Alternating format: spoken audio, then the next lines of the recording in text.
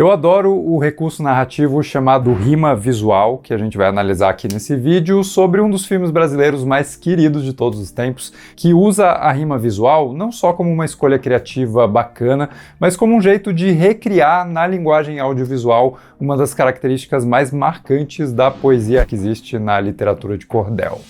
O Alto da Compadecida é um clássico inegável do cinema brasileiro, inclusive eu lembro de devorar o livro escrito pelo Ariano Suassuna durante as aulas de matemática no ensino médio, completo descaso com as matérias de exatas, e depois de ler eu me apaixonei pelo filme, já que é muito fácil se encantar com o carisma e o ritmo ágil e brincalhão dessa adaptação dirigida pelo Guel Arraes. Hoje em dia, eu acho a minissérie lançada um ano antes do filme ainda melhor, já que ela desenvolve com mais calma a relação entre os personagens, permite que a montagem respire e não acelere tanto o ritmo, principalmente no começo, e caso você maratone tudo de uma vez, a versão da TV transforma um filme de 1 hora e 44 minutos num verdadeiro mergulho de quase 3 horas na cultura riquíssima do sertão brasileiro, através dessa fábula burlesca deliciosa de assistir. Eu digo burlesca porque é exatamente isso que o Alto da Compadecida faz. Ele satiriza a condição precária de vida desses personagens, ele utiliza a caricatura e o exagero para denunciar a desigualdade que existe na forma como pessoas diferentes são tratadas pela igreja, pela burguesia ou pela força policial. Existe, obviamente, um contexto de crítica social aqui, né? Presente na maneira como um padre se recusa a benzer a cachorrinha de uma pessoa qualquer, mas se esse pedido vem do fazendeiro rico que domina a região, ele é atendido imediatamente. Ou então, se a igreja vai ter algum ganho financeiro em cima disso, o bispo se mostra bem mais disposto a dobrar as regras para acomodar a situação ao seu favor. Enquanto isso, a gente vê a esposa do padeiro alimentar sua cachorra com um bife na manteiga, enquanto seus funcionários passam fome, tendo que se virar comendo pedaços de pão escondidos. No cinema nacional, a gente tem vários filmes que fazem um retrato desse contexto de um jeito mais sério, mais documental. O próprio Vidas Secas, que é um clássico também, né, transfere a escassez desse ambiente, inclusive para a linguagem narrativa, tirando do filme a sua cor, a sua trilha sonora e até o alívio de uma montagem que pudesse abreviar esse sofrimento, né? Deixando seus personagens sofrerem com a monotonia das atitudes diárias de sobrevivência e em planos longos que parecem quase intermináveis. Mas eu adoro que o Alto da Compadecida escolha o caminho do deboche, personificado no João Grilo, um dos personagens mais fascinantes e divertidos de assistir no nosso cinema. Se você nunca assistiu, spoilers leves da história daqui pra frente. O João Grilo enxerga perfeitamente como funciona o sistema. Ele sabe que a sua desvantagem perante tudo que acontece é uma coisa inevitável, e daí ele responde a isso, basicamente, passando a perna na vida antes que a vida passe a perna nele. E isso acaba criando um protagonista bem ativo, né? Ele comanda a trama por completo, fazendo a história se desenrolar não porque o roteiro dita que ela tem que acontecer, mas sim porque o João Grilo inicia uma cascata de eventos que ganha proporções cada vez maiores, cada vez mais absurdas, produzindo um desfecho que força o personagem a confrontar suas ações e avaliar a forma desonesta como ele vive. Mas um final que também não ignora o contexto que forçou esse modo de agir, né? Aquela frase da Fernanda Montenegro: a esperteza é a coragem do pobre,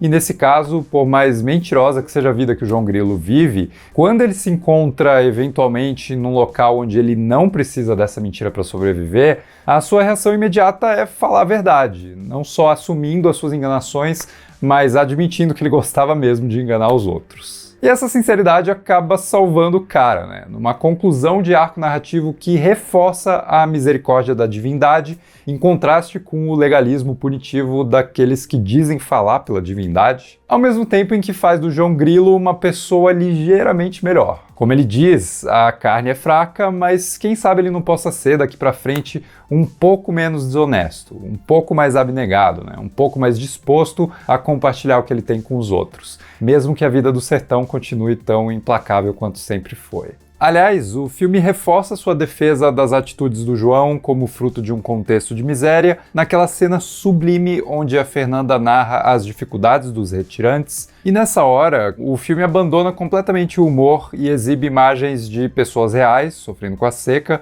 um pequeno lapso, né, de realidade invadindo essa fábula que logo é retomada, mas que volta com algumas camadas a mais, depois dessa ruptura momentânea do estilo caricato.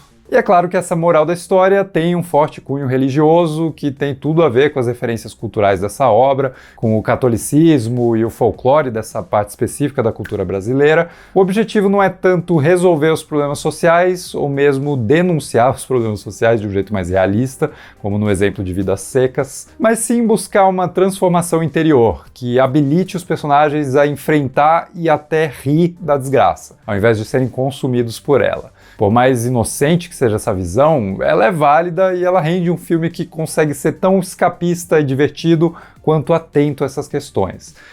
Nem só de drama super triste se faz uma crítica social. E é justamente a forma como essa comédia é feita que eu acho mais brilhante aqui no Alto da Compadecida, e que inclusive diferencia bastante essa versão das outras adaptações que já foram feitas desse texto. O filme de 1969, que traz o Antônio Fagundes como Chicó, e o filme dos Trapalhões, lançado em 1987. Cada uma dessas versões tem o seu contexto específico e as suas qualidades, mas a obra do Guel Arraes se destaca para mim, dentre todas as outras coisas que eu mencionei, porque ela consegue transpor a rima, que é um elemento literário bem característico do cordel, para a linguagem audiovisual através das rimas visuais que eu citei no começo do vídeo. Por exemplo, vamos pegar um texto repentista aqui, poderia ser algo assim.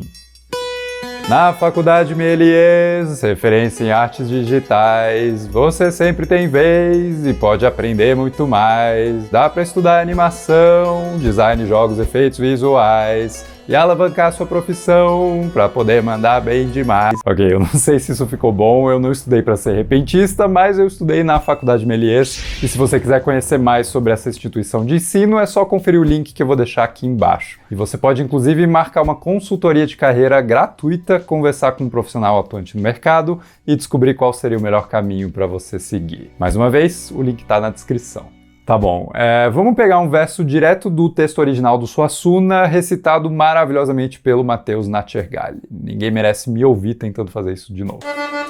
Fala-me Nossa Senhora, Mãe de Deus de Nazaré, a vaca mansa dá leite, a braba dá quando quer, a mansa dá sossegada, a braba levanta o pé. Já fui barco, fui navio, agora sou escalé, já fui menino, fui homem, só me falta ser mulher. Esse texto conta com várias rimas, as palavras Nazaré, quer, pé, escaler, mulher, e da mesma forma, na imagem do filme, a decupagem das cenas vai encontrar rimas visuais. Ou seja, imagens semelhantes que se repetem como se fossem palavras rimadas, e se distribuem ao longo da montagem, assim como nos versos, que terminam rimando frase sim, frase não. Um dos exemplos mais legais está na cena onde a Dorinha, a mulher do padeiro, interpretada de um jeito perfeitamente insinuante pela Denise Fraga, explica que a sua cachorrinha não está querendo comer o bifão suculento que foi feito para ela e que o João Grilo e o Chicó adorariam degustar. Ela se afasta deles no enquadramento lateral, totalmente alheia à fome dos caras, e toda vez que ela se vira para mencionar mais uma comida deliciosa que ela fez e que foi esnobada pela cachorrinha,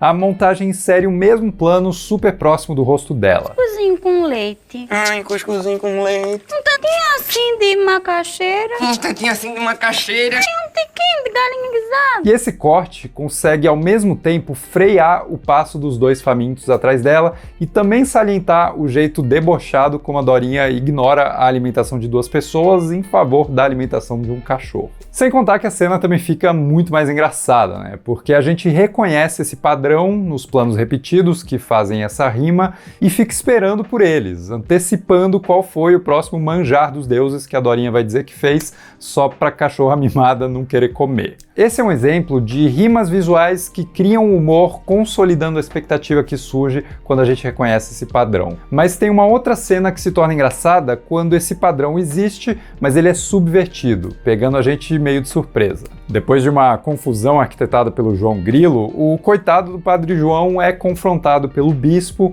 interpretado por um dos caras mais capazes de fazer um personagem enfurecido se tornar divertido de assistir, o Lima Duarte. E o bispo acusa o padre de chamar a mulher do Antônio Moraes de cachorra. O padre nega, o bispo acusa. O padre nega, o bispo acusa de novo. Não chamei, senhor bispo. Chamou, Padre João!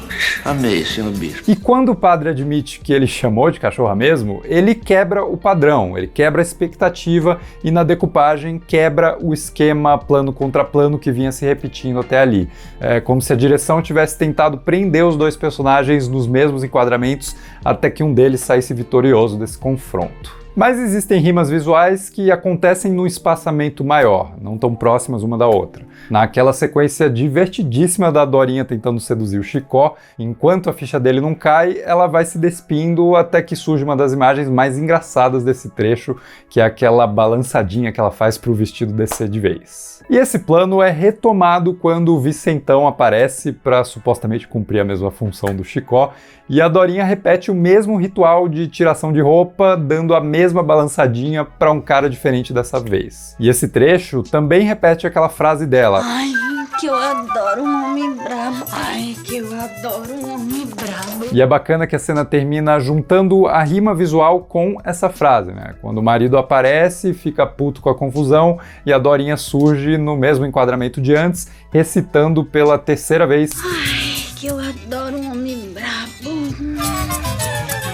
No geral, eu acho que são detalhes assim que tornam o Alto da Compadecida tão divertido de assistir, né? Graças a um nível muito artesanal de atenção para o que faz a comédia funcionar. Mesmo que essa comédia seja sim caricata, seja teatral, seja até ingênua, embora essa ingenuidade existe numa obra que tira o humor de condições bem reais de precariedade, de escassez, de desigualdade, mas tem uma doçura no jeito como isso é apresentado aqui, um carisma que emana desse otimismo inabalável desses personagens e do jeito brilhante como o texto é construído, obviamente, né? É claro que tudo isso vem do Ariano Suassuna em primeiro lugar. Mas quando a gente analisa a linguagem narrativa audiovisual que adaptou esse material, dá para perceber o quanto ela potencializa a obra original, o quanto ela realmente homenageia o cordel e as referências que produziram a peça de teatro, o quanto ela respeita e transforma o material base para que ele ganhe vida principalmente enquanto cinema mesmo, contando essa história do jeito mais cinematográfico possível, sem perder a qualidade teatral do texto. O Alto da Compadecida do Guel Arraes consegue se apresentar como se fosse uma peça de teatro livre do confinamento do palco. Ela é uma peça itinerante que encontra o seu palco em locações internas e externas, na padaria, na igreja, no cemitério, mas também nas ruazinhas da cidade, na praça, na estrada e até no céu e no inferno. E eu acho simplesmente maravilhoso que esse filme/minissérie consiga juntar tudo isso, unir diferentes formas de arte, todas elas intrinsecamente brasileiras, debaixo dos braços agregadores do cinema. Realmente é um feito e tanto e uma prova enorme do talento de todos os artistas envolvidos na produção, na frente e atrás das câmeras também. E como eles conseguiram fazer tudo isso, não sei. Só sei que foi assim. Mas diz aí nos comentários o que você acha do Alto da Compadecida, vamos continuar essa discussão. E se gostou do vídeo, não esquece de deixar um like, se inscrever no canal e a gente se vê no próximo vídeo.